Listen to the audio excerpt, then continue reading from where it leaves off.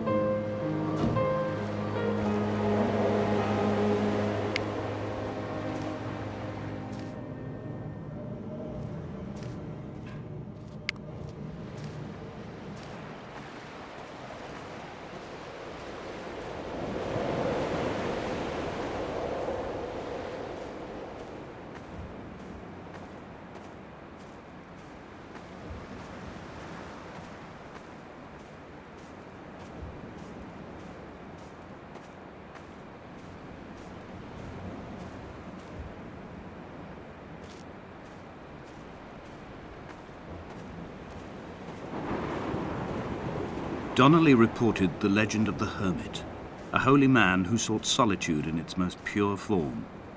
Allegedly, he rode here from the mainland in a boat without a bottom, so all the creatures of the sea could rise at night to converse with him. How disappointed he must have been with their chatter.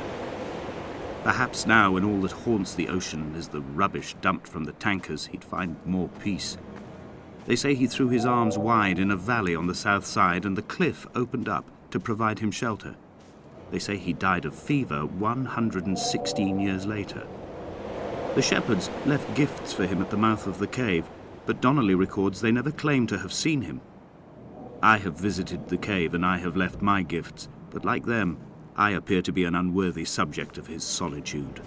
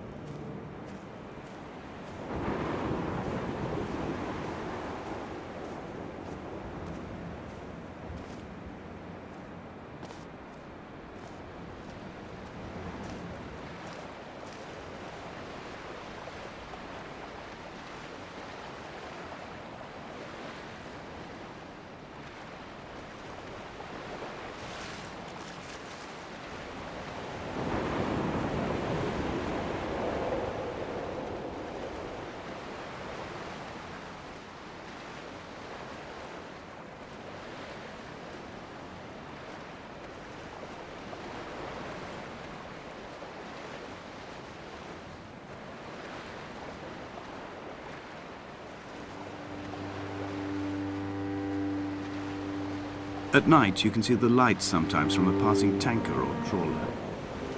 From up on the cliffs, they are mundane. But down here, they fugue into ambiguity. For instance, I cannot readily tell if they belong above or below the waves.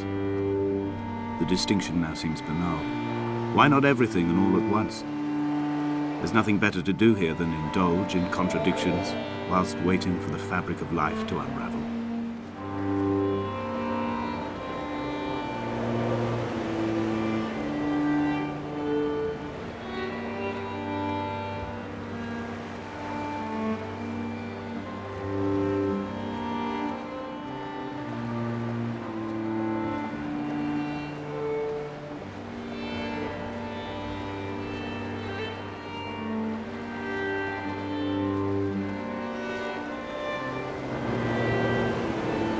Dear Esther, I found myself to be as featureless as this ocean, as shallow and unoccupied as this bay, a listless wreck without identification. My rocks are these bones, and a careful fence to keep the precipice at bay. Shot through me caves, my forehead a mount. This aerial will transmit into me so. All overexposed, the nervous system, where Donnelly's boots and yours and mine still trample. I will carry a torch for you. I will leave it at the foot of my headstone.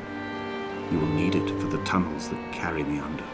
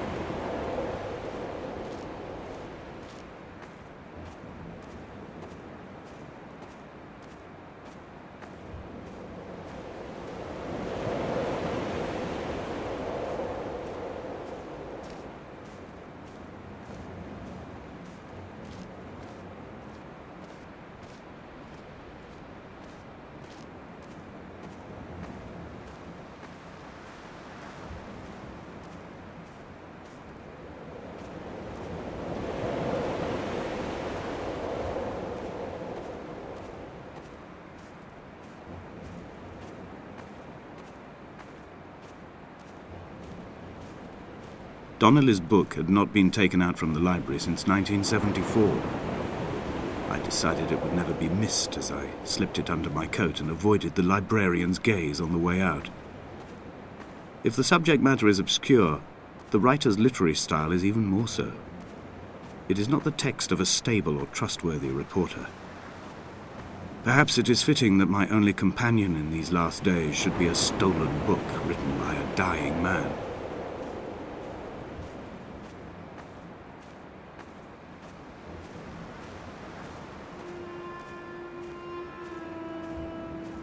When someone had died or was dying, or was so ill they gave up what little hope they could sacrifice, they cut parallel lines into the cliff, exposing the white chalk beneath. You could see them from the mainland or the fishing boat, and know to send aid or impose a cordon of protection, and wait a generation until whatever pestilence stalked the cliff paths died along with its hosts. My lines are just for this: to keep any would-be rescuers at bay. The infection is not simply of the flesh.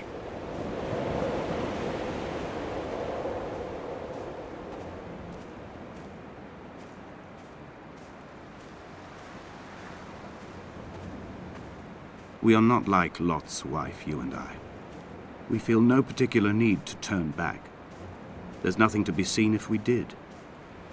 No tired old man parting the cliffs with his arms. No gifts or Bibles laid out on the sand for the taking. No tides turning or the shrieking gulls overhead. The bones of the hermit are no longer laid out for the taking. I have stolen them away to the guts of this island, where the passages all run to black, and where we can light each other's faces by their strange luminescence.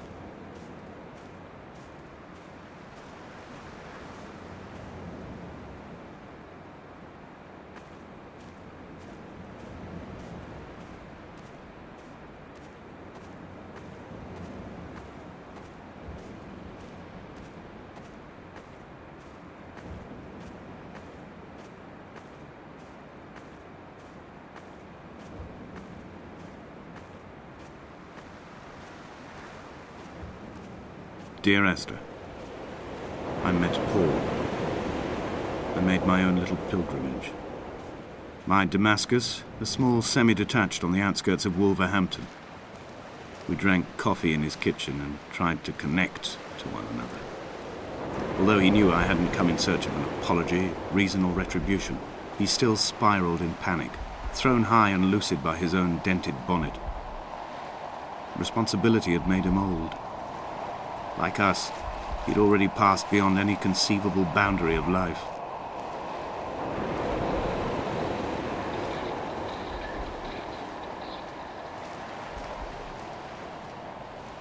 I find myself increasingly unable to find that point where the hermit ends and Paul and I begin. We are woven into a sodden blanket, stuffed into the bottom of a boat to stop the leak and hold back the ocean. My neck aches from staring up at the aerial. It mirrors the dull throb in my gut where I am sure I've begun to form another stone.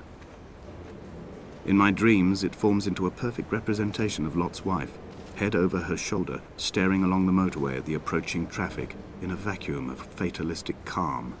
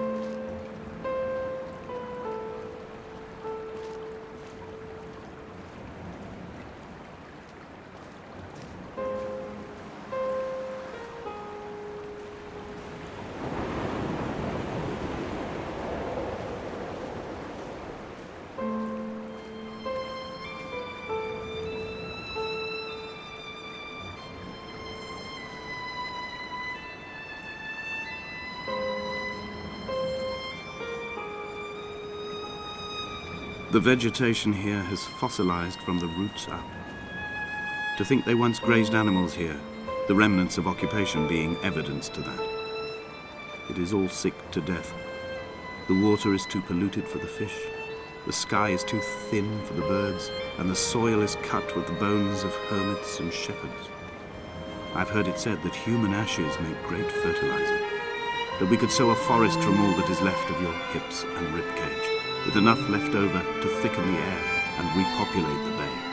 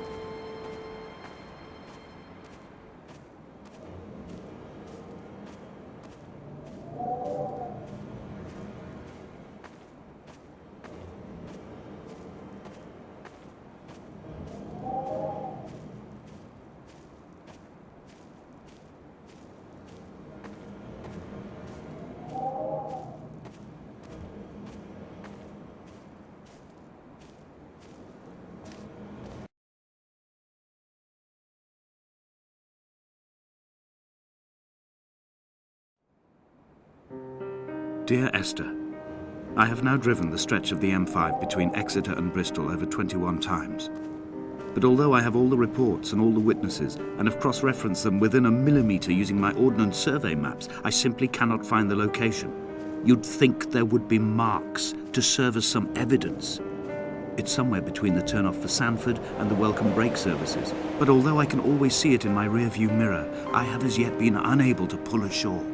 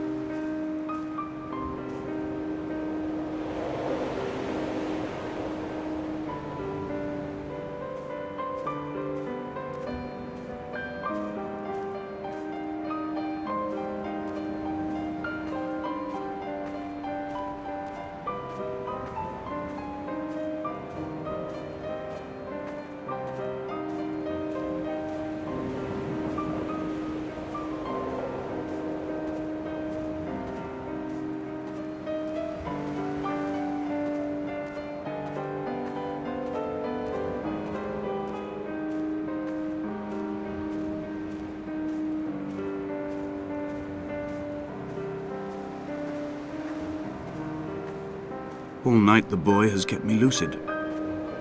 I sat, when I was at the very edge of despair, when I thought I would never unlock the secret of the island, I sat at the edge and I watched the idiot boy blink through the night. He is mute and he is retarded, and he has no thought in his metal head but to blink each wave and each minute aside until the morning comes and renders him blind as well as deaf-mute. In many ways, we have much in common.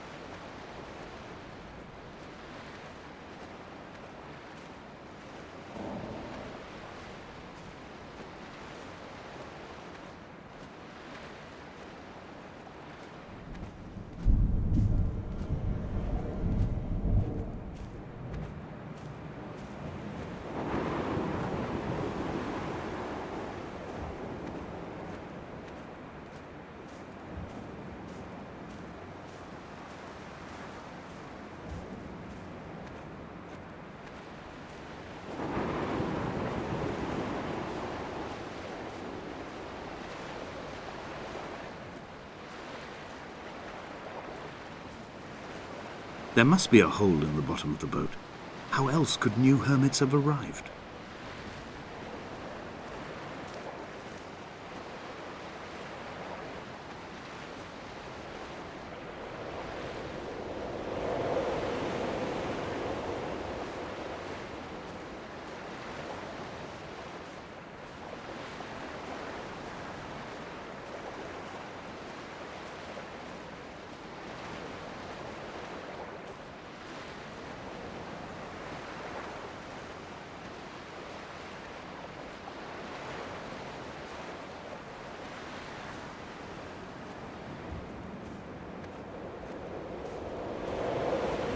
I had kidney stones and you visited me in the hospital. After the operation, when I was still half submerged in anesthetic, your outline and your speech both blurred. Now my stones have grown into an island and made their escape, and you have been rendered opaque by the car of a drunk.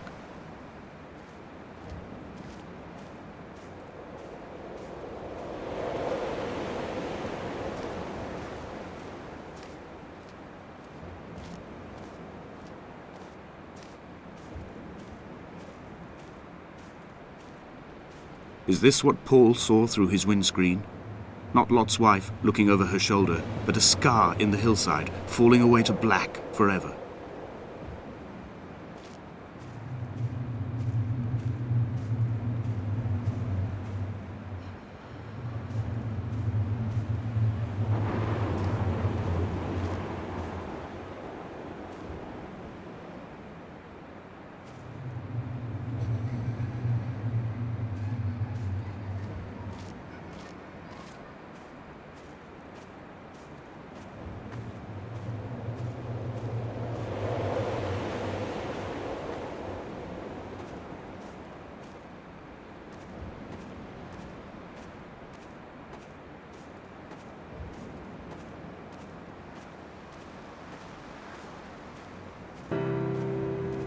I've begun my ascent on the windless slope of the western side.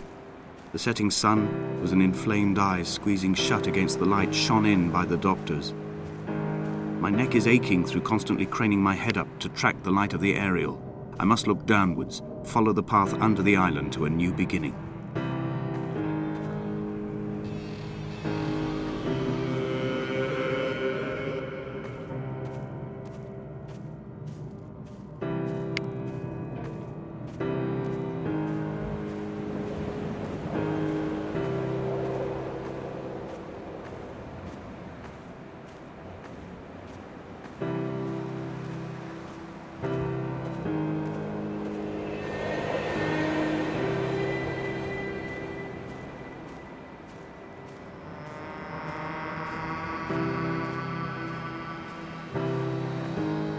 The bothy was constructed originally in the early 1700s. By then, shepherding had formalized into a career. The first habitual shepherd was a man called Jacobsen, from a lineage of migratory Scandinavians. He was not considered a man of breeding by the mainlanders. He came here every summer whilst building the bothy, hoping eventually that becoming a man of property would secure him a wife and a lineage. Donnelly records that it did not work. He caught some disease from his malcontented goats and died 2 years after completing it. There was no one to carve white lines into the cliff for him either.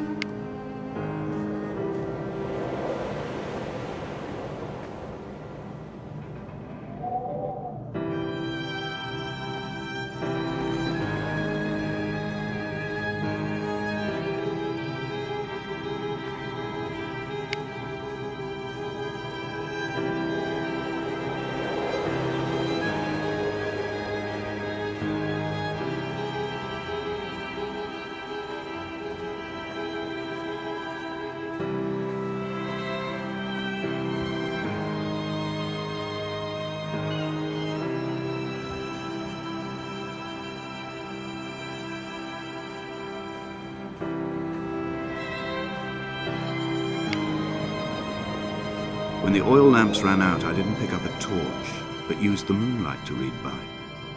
When I've pulled the last shreds of sense from it, I will throw Donnelly's book from the cliffs, and perhaps myself with it. Maybe it will wash back up through the caves and erupt from the spring when the rain comes, making its return to the hermit's cave. Perhaps it will be back on the table when I wake. I think I may have thrown it into the sea several times before.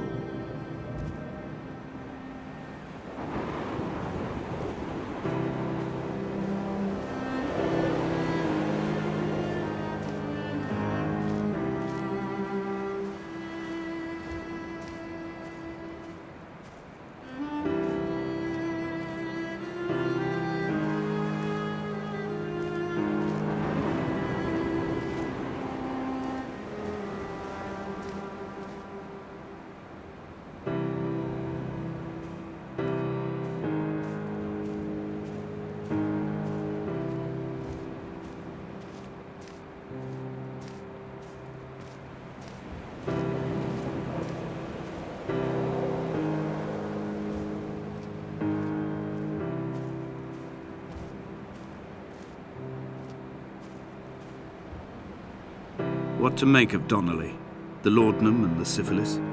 It is clearly not how he began, but I've been unable to discover if the former was a result of his visiting the island or the force that drove him here. For the syphilis, a drunk driver smashing his insides into a pulp as he stumbled these paths, I can only offer my empathy. We're all victims of our age. My disease is the internal combustion engine and the cheap fermentation of yeast.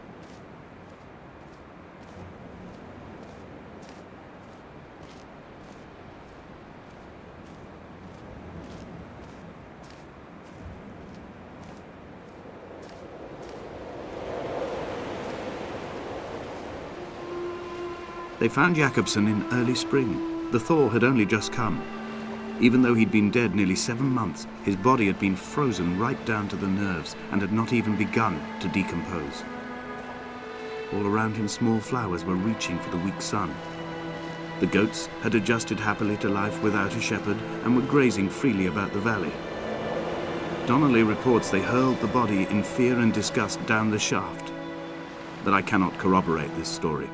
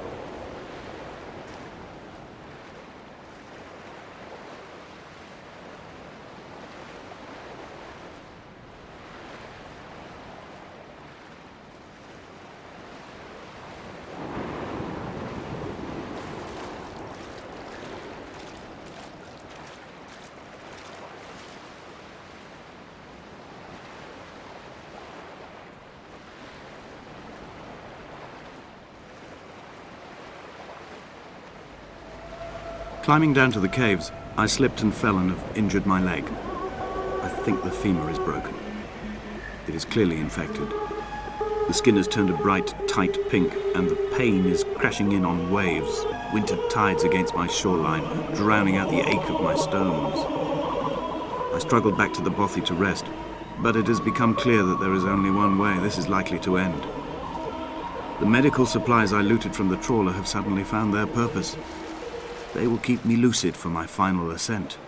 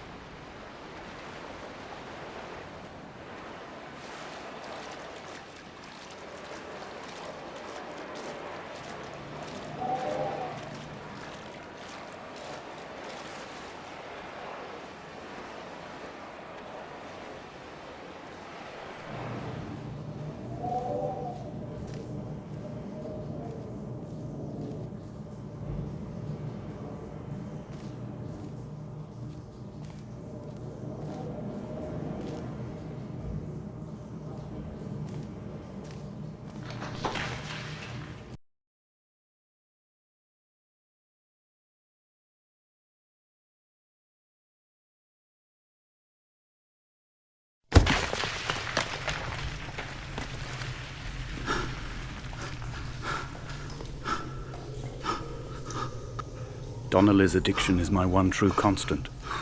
Even though I wake in false dawns and find the landscape changing, flowing inconstantly through my tears, I know his reaching is always upon me.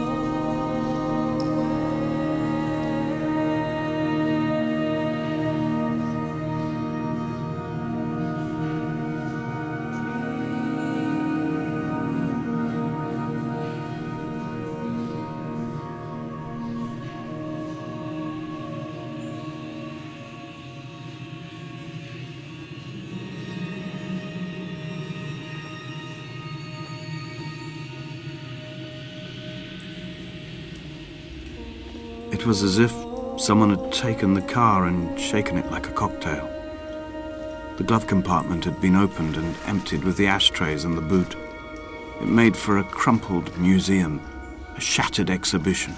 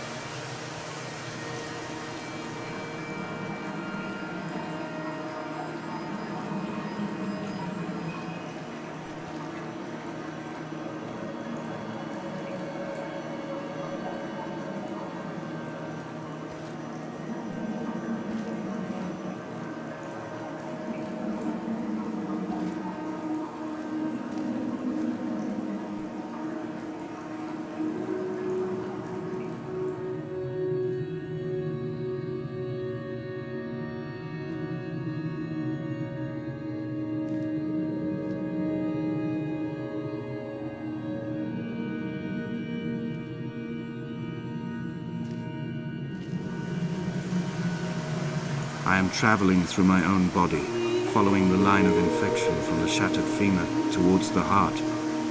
I swallow fistfuls of painkillers to stay lucid. In my delirium, I see the twin lights of the moon and the Ariel shining to me through the rocks.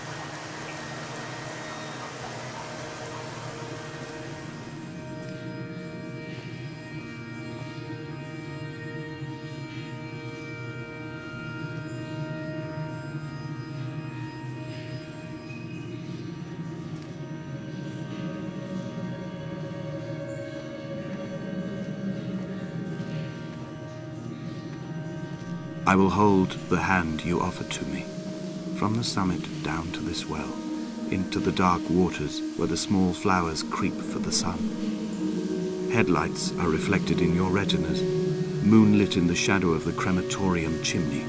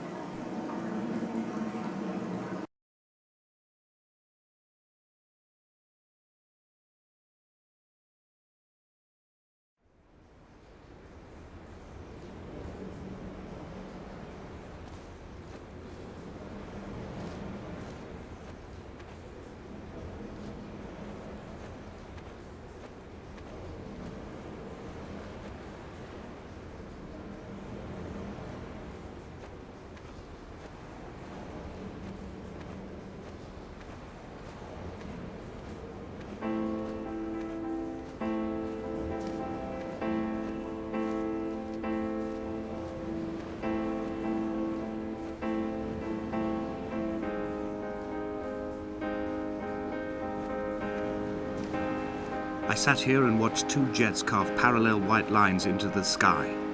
They charted their course, and I followed them for 21 minutes until they turned off near Sanford and were lost. If I were a gull, I would abandon my nest and join them. I would starve my brain of oxygen and suffer delusions of transcendence. I would tear the bottom from my boat and sail across the motorways until I reached this island once again.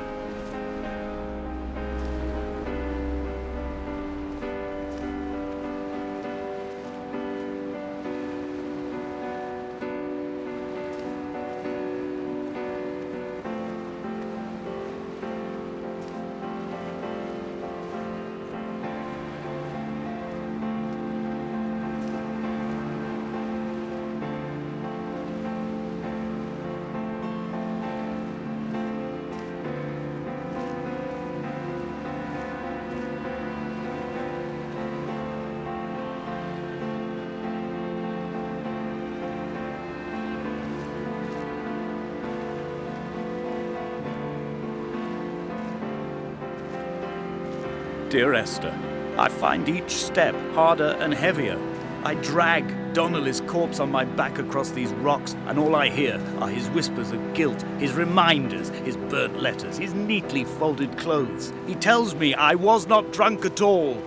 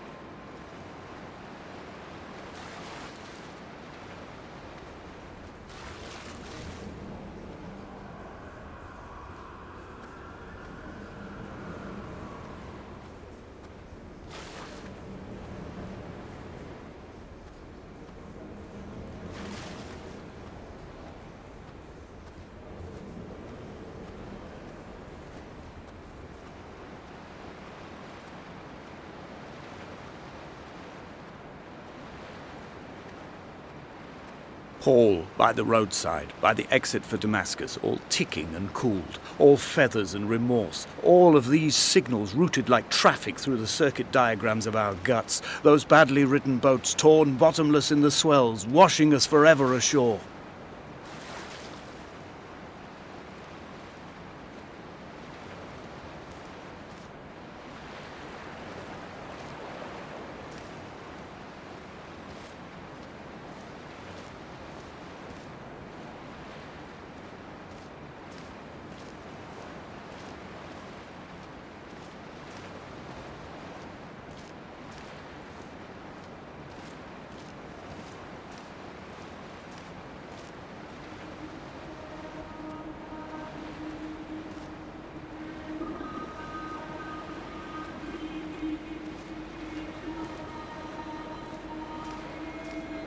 From here, I can see my armada. I collected all the letters I'd ever meant to send to you, if I'd have ever made it to the mainland, but had instead collected at the bottom of my rucksack, and I spread them out along the lost beach. Then I took each and every one, and I folded them into boats. I folded you into the creases, and then As the sun was setting, I set the fleet to sail. Shattered into 21 pieces, I consigned you to the Atlantic, and I sat here until I'd watched all of you sink.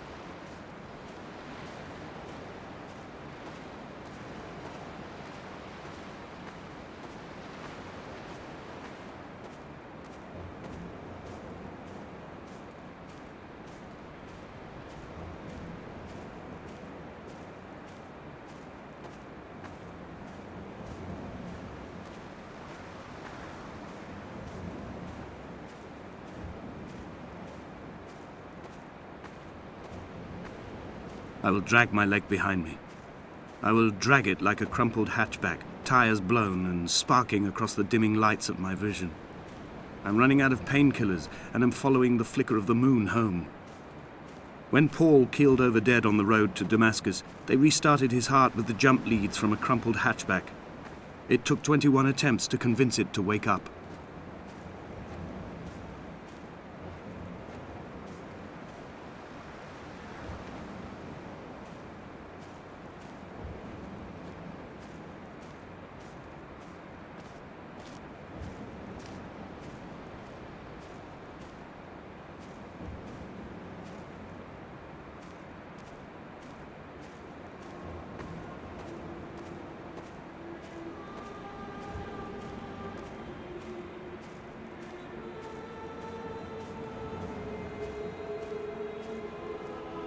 I've begun my voyage in a paper boat without a bottom. I will fly to the moon in it. I've been folded along a crease in time, a weakness in the sheet of life. Now you've settled on the opposite side of the paper to me. I can see your traces in the ink that soaks through the fiber, the pulped vegetation. When we become waterlogged and the cage disintegrates, we will intermingle. When this paper aeroplane leaves the cliff edge and carves parallel vapor trails in the dark, we will come together.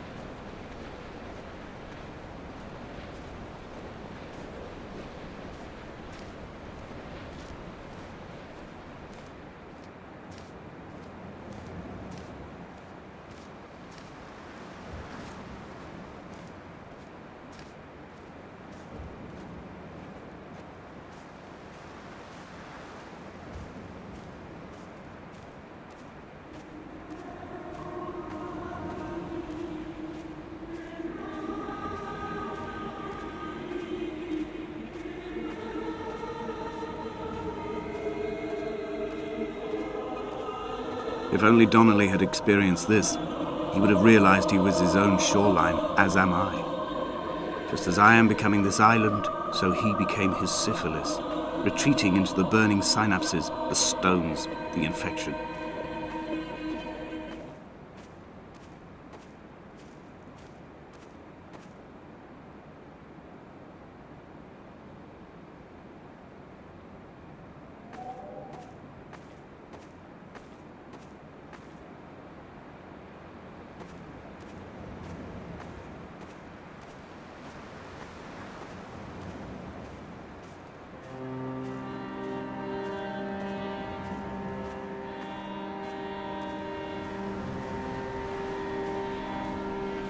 bent back like a nail, like a hangnail, like a drowning man clung onto the wheel, drunk and spiraled, washed onto the lost shore under a moon as fractured as a shattered wing.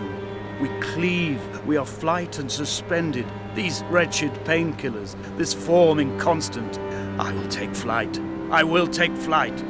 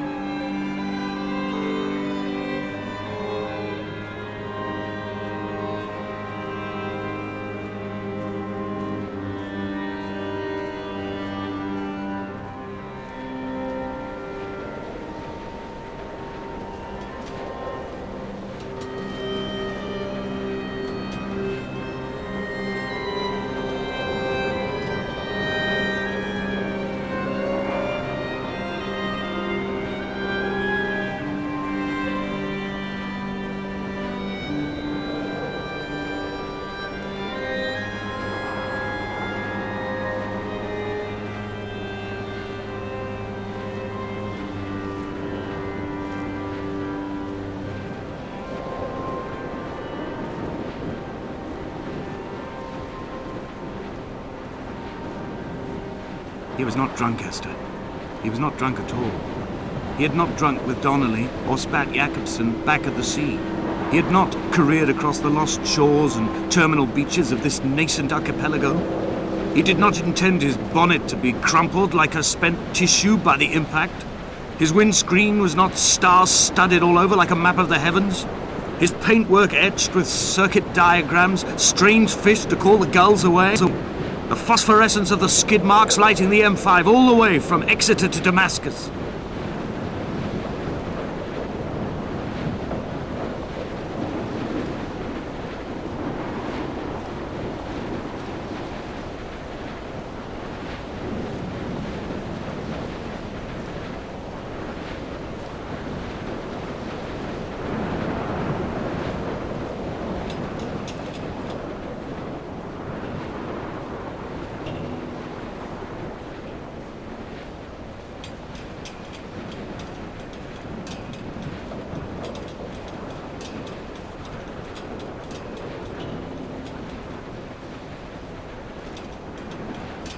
We will leave twin vapor trails in the air, white lines etched into these rocks.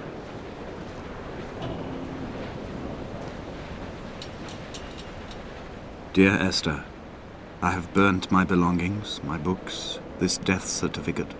Mine will be written all across this island. Who was Jakobsen? Who remembers him? Donnelly has written of him, but who was Donnelly? Who remembers him? I have painted, carved, hewn, scored into this space all that I could draw from him. There will be another to these shores to remember me. I will rise from the ocean like an island without bottom, come together like a stone, become an aerial, a beacon, that they will not forget you. We've always been drawn here. One day the gulls will return and nest in our bones and our history. I will look to my left and see Esther Donnelly flying beside me. I will look to my right and see Paul Jakobsen flying beside me. They will leave white lines carved into the air to reach the mainland, where help will be sent.